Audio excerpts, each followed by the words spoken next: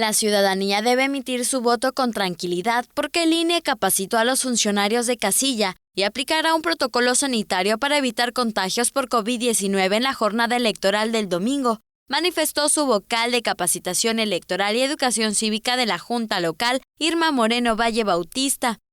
La funcionaria manifestó que la colaboración de la sociedad será vital para que se cumplan los objetivos del proceso electoral.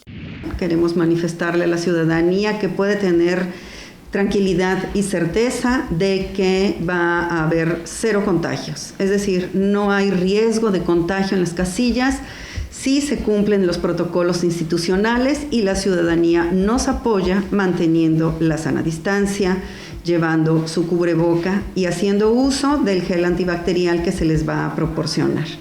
A diferencia de otras elecciones, solo 2 personas tendrán acceso a la casilla y se evitará cualquier contacto entre ciudadanos, entre otras disposiciones. Pidió a la sociedad ser respetuosa de los protocolos sanitarios al emitir su voto en la jornada democrática.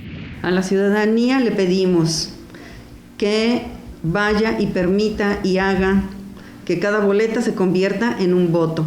Que no se quede la boleta en el bloc, que se vuelva un voto con la decisión que cada quien tiene, que respete los protocolos, que mantenga la sana distancia, que porte su cubrebocas, que utilice el gel que se le va a dar, la toallita que se le va a dar, y una vez que termine de realizar su voto, pues entonces ya se puede retirar. Con imágenes de Jorge Quimé, el reporte de Álvaro Martínez, Tele Yucatán te informa. Tele Yucatán te informa.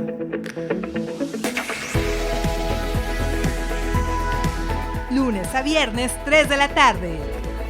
Síguenos.